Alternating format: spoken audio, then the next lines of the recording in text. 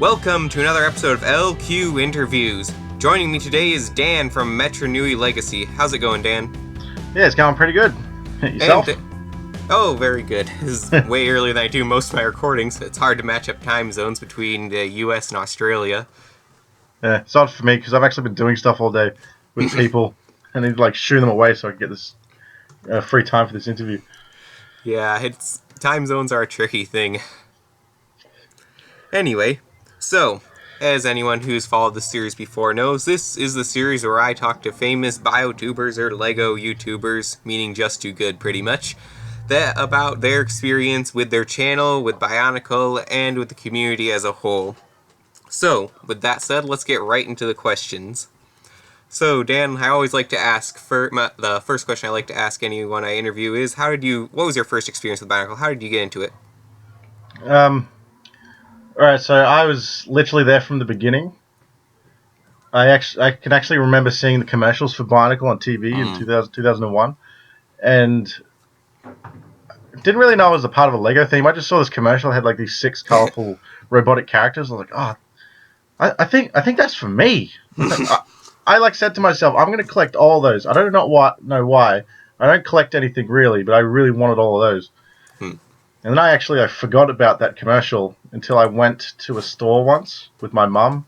I think I was like 10 or 11. I can't remember. I can't remember my age. But then I saw them again and I was like, oh, that's right, I wanted these.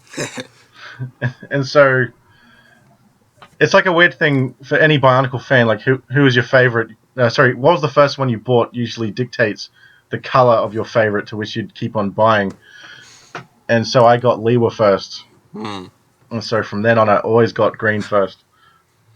Yeah, I remember, like, my friend Leo, when Bionicle G2 first came out, he always had to get Kopaka first, because that's the one he always got. It's strange. I always have this thing where I gotta get at least 3 the first time, or it doesn't feel complete. Well, I couldn't really do that when I was like 10 years old. Yeah. I don't remember I think my first sets myself were like I got Toa Likan, the Kinkanalo, and then a Borak and a Rakshi. So I was going like 3 waves at once there.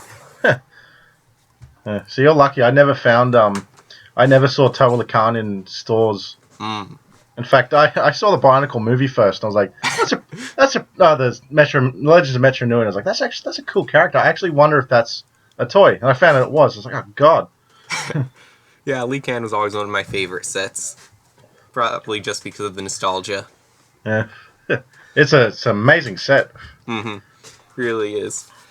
Okay, so now shifting gears from that a bit, let's talk about how did you first get into stop motion and dealing with Bionicle and photo editing and video editing and all that? So I think my story is kind of more different than normal Biotubers, where they started maybe in high school.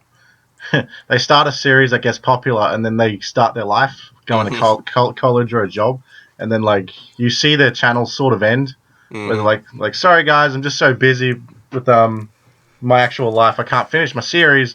Where I was like the opposite. I did get into YouTube stop motion in high school, but I actually did that, but it was Transformers toys at the time. And then I had to go to film school, and I just could not balance it anymore. So I had to do that thing where I shut my channel down. I was like, yeah, I'm leaving. But I did 2 years of film school, and I've been actually working in the Australian film industry for like 2 years. And nice. I was like, I was living at my parents' house at the time, and I went to a spare room, and I saw there was all these boxes and stuff of mine in there, and I actually found 4 of the Metru Matoran. And I looked at one. I was like, man, I have such better skills at like After Effects and actual editing and all that stuff. I should give that stop motion another try. And I did, and it worked out so well and looked so good that I started the Metru Nui Legacy channel. And so I'm past the uni life, and now I start this series, and I think that's how I got popular so fast. Yeah, your stop motion quality, you can tell it just doesn't compare to anything else within the Bionicle community. Oh, thank you. But, so working with After Effects and stuff, that's something I've always wanted to do, by the way. It's just looks like such a cool program. Someday, when I get a job that pays enough to afford it. Anyways, Well, how did you learn most of that? Did you learn a lot of that in film school then? yeah, it's actually kind of funny with my film school. When I started, they had all these outdated equipment.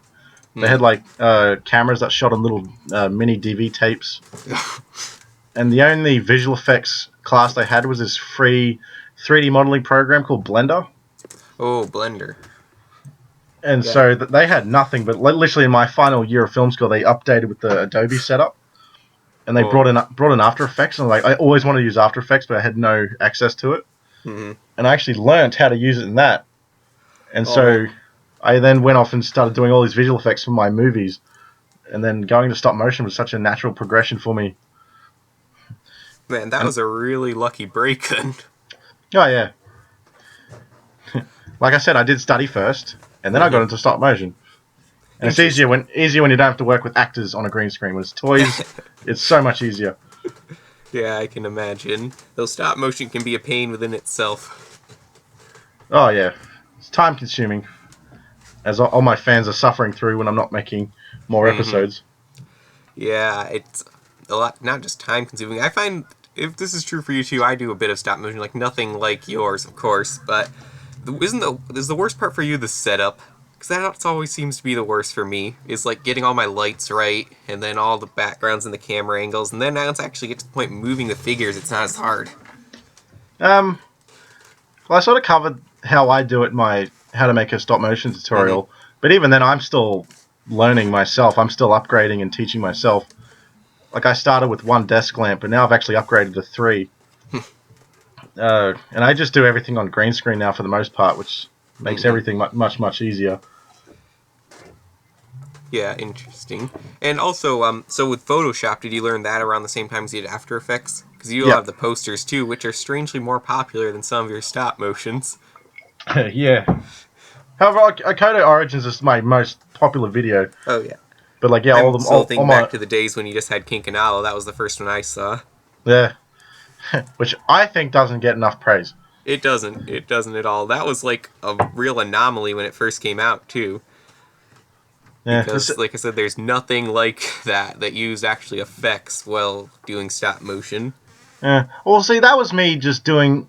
That was me doing what I always wanted in the early days of Bionicle. I always wanted a photorealistic TV show cartoon that looked like the toys. Mm-hmm. And now we got those movies, but they changed the design so it's more realistic, but it was still wasn't the toys in an actual 3D environment that looked photoreal. And so Kikanalo was me just doing it. Kikanalo started off as a test. I was Mm-hmm. like, I wonder if I can make it look like what I actually wanted to look like, and then it just became a short film.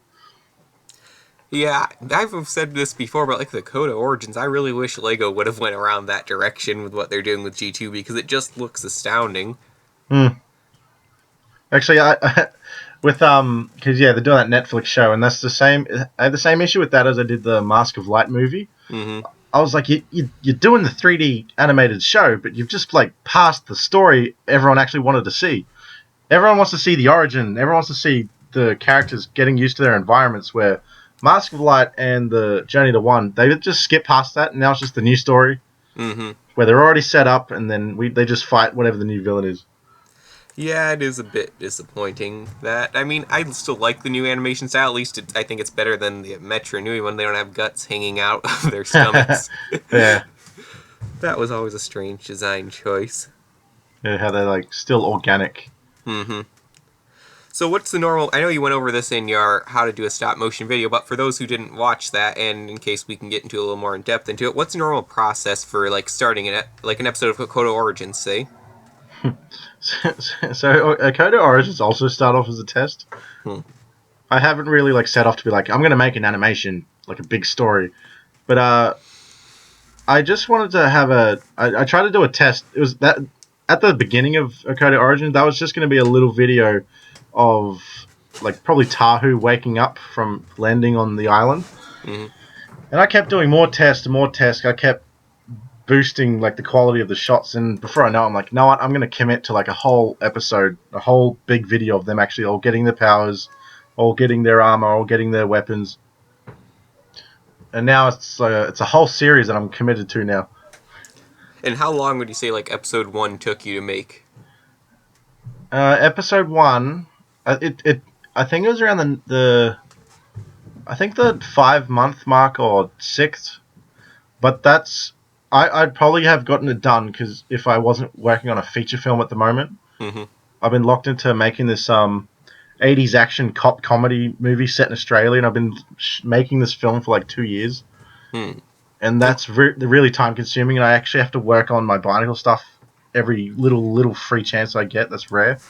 Yeah, I can figure that. Like here, we're like 80% of us on this channel are in college now or working a full-time job, and a lot of people don't understand. Like that's something I didn't understand when a lot of people go to college is, well, if you want to do something like this and make it good, you just really got to do it in every bit of free time you have. Yeah, because I think because right now I'm working on episode 2, Mm-hmm.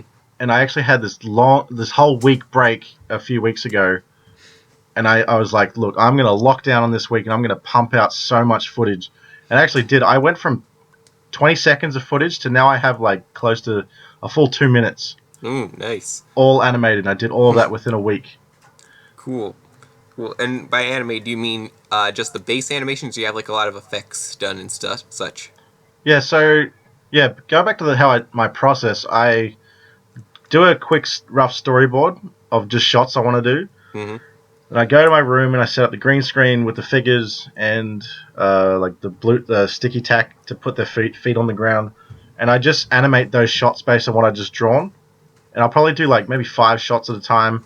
And I'll go back to the computer and then I'll do all the effects to those 5 shots and probably get them to about 70% complete. And then I'll go back and just animate a bit more, like a few more shots, and then Mm-hmm. keep doing that process. And then I'll get to this break where I stop animating, or sorry, I stop taking the photographs, and then I just tweak what I've done even more. So what I said, there's 2 minutes of Vokoda Origins episode 2 right now. All of it's like probably 100% complete. Hmm. So that's sort of how I work. I make different sections of the video at once. So I never sit down and animate, take the photos of the whole episode, and then I animate all of it. I work on it in sections. Hmm. What would you say is a longer process, the filming or the effects? See, that's a hard one because I sort of do both at the same time. Hmm. It'd be the effects because Okay. I take the photos of all the shots I want in one sitting, but then I work on the visual effects for the next few days. Okay. Which would you say you enjoy more of the two? Neither, probably the sound effects. That's the strange thing about stop motion too. I found is no one likes doing it while they're doing it. What Oh, you like is seeing that I hate finished it. project. I say when you're sitting there taking the photos, your back gets sore, Yeah. and then you take the footage to the computer and you start editing it, and then you get depressed because you wish you finished the final shot you've just shot, but you want more to keep playing with. You haven't got enough, so you have to go back and animate. Yeah, and then you get like blinded from working with the lights for so long. Yeah. But for the most part, I always sit on my computer all the time, so editing's always been the fine part. It just sucks when I have to take the photos. Yeah, I know how that feels. But actually, my favorite part's the sound effects. Interesting. So do you work a lot with sound effects? Not really. I edit sound effects, but I never at any time work on sound effects. So when I said the first episode took 5 months, that's probably like 4 months of me just watching all this footage with no sound. I keep going through these emotional roller coasters where I'm like, this isn't working. I don't know if this is good or not. And then once I put all the sound effects on, I sit and I get to watch it in this new light. I'm like, oh, this is pretty good. Where do you get most of your sound effects? One of my housemates is actually a sound designer, and he has a few sound effects libraries, like the big movie ones.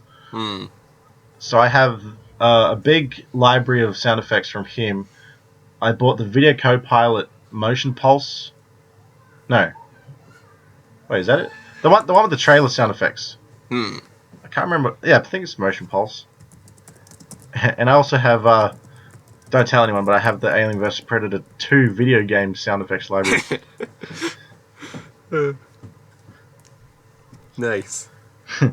So then at that point you've got everything together, you've got the footage filmed, you've got it edited, you've got the sound in. Do you usually release it right away or do you like to build up the hype a bit? Like, I I like to know you do trailers for some of them.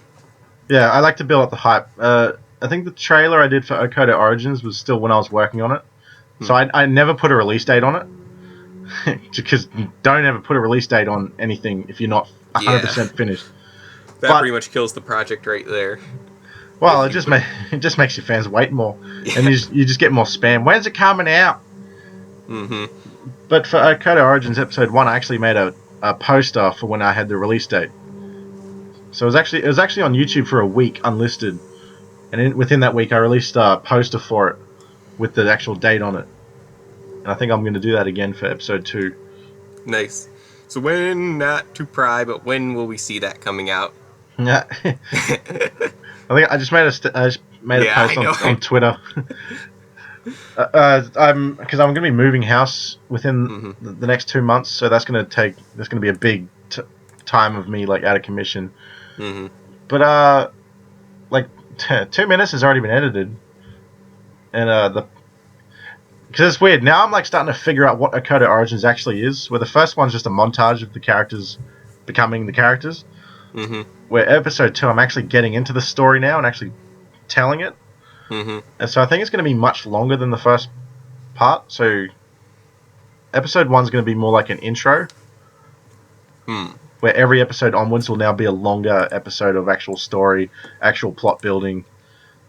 But within the year, definitely. Within the year. That's a good answer. So, looking forward, do you plan on trying to make it a complete series? Do you see Yeah. some endpoint for Okada Origins at this point?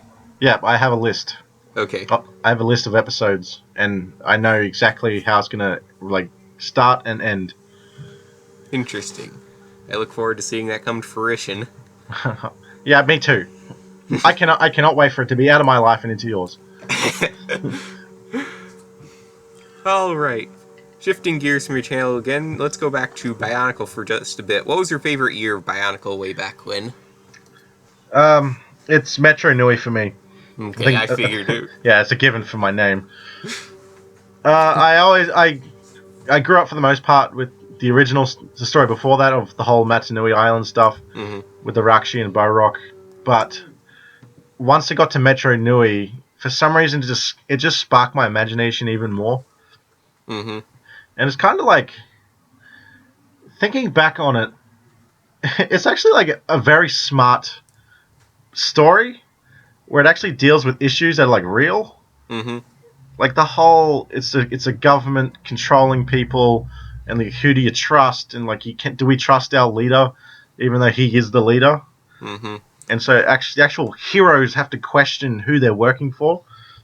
It's like a really big representation of like sort of governments now. Yeah, that's something I always loved about Bionicle, is though it was a kid's story, there always seemed to be such depth to it that you could place in it, and that's why I think a lot of us stuck with it, even as we got older. We're still, like, fascinated by it and continue to do all these creative projects based around it. Yeah. And actually, one of the things that sucks now is if you look at Kikanalo to Okada Origins Episode 1, you can kind of see what people really want to see, and it's whatever's new. Mm-hmm. But before I even did Okada Origins, I was planning I kind of planned this whole really big stop-motion series of the Tower Lacan story. Uh-huh, I remember the trailer thing for that. Not trailer, more teaser. Yeah, for Duma. Mm-hmm. And I still think about it to this day, like how detailed it's going to be. How I set up my own 6 tower team, or 6 tower in a team, the manga, my own take. Mm-hmm. I have all these plot twists and turns in my head that actually divert away from the original story into my own original realm. Mm-hmm. But unfortunately, Okada Origins is my most successful video, so gotta keep going in that direction. Supply and demand. Mm. Alright, I think we kind of already answered this, but who is your favorite character? I think Liwa. I've always liked Liwa. Before I even saw the movies and knew what his character was like, I always liked the Liwa character sets. However, like going back to the Tower Lacan series I was going to do, Tower Lacan's kind of up there for me. But I think that's just the character I was going to do with him. But like, yeah, so Liwa. Okay. Liwa and Tower Lacan, I'm going to say 2. Okay, 2. Leo and Tolakan, which are strangely totally opposite characters too. Yeah, we all need variety. Alright, so for the final question, and we did kind of already touch on this, where do you see your channel going forward, like in the next couple years? Hopefully up. Because, yeah, Akota Origins is a series that I've got locked in for the moment. But I still want to keep building on the story after that. So, this current series will end with the Lord of Skull Spiders fight. I'm kind of giving the fans the bigger, more mature version of that story that they got in those little animations that the Bionicle channel put out. But I actually would like to, after that, do the Skull Villain story. Ooh, interesting. And boost it even more with like my ideas and where that would go. Oh, I'd love to see like the Skull Slicer origin. Yeah, There's a lot to work with there. Yeah, I'm still thinking of where they're going to come from. Because for the most part, the Tower story, it's like I'm taking pieces from what Bionicle's actually put out, and I'm changing things here and there and going in my own. Like the next episode will show where I'm taking it. What I'm taking from Bionicle, what I'm putting my own ideas in, but like for this most part, there's no setup with the Skull Villains really, so I get to have creative freedom with them, I guess. Yeah, that'll be really interesting to see, though. So I got a twist on where Coulter comes from. Ooh. But for the rest of them, I'm still trying to figure that out. Well, I look forward to seeing that. Is there anything else you'd like to cover before we end this interview? No, not really. You're the one with the questions. Oh yeah, of course I am, but it's always nice to cheat and have the interviewee bring up some questions. Alright, thank you for listening to this episode of LQ Interviews. If you're living under a rock and you have not yet seen the channel Metru Nui Legacy, there will be a link to the description in the description below. I'd like to thank Dan again for joining me on this interview. It was nice having you. No, thanks for getting me on it. So, for Dan and myself, LQ, thank you for watching, and I will see you on the next interview.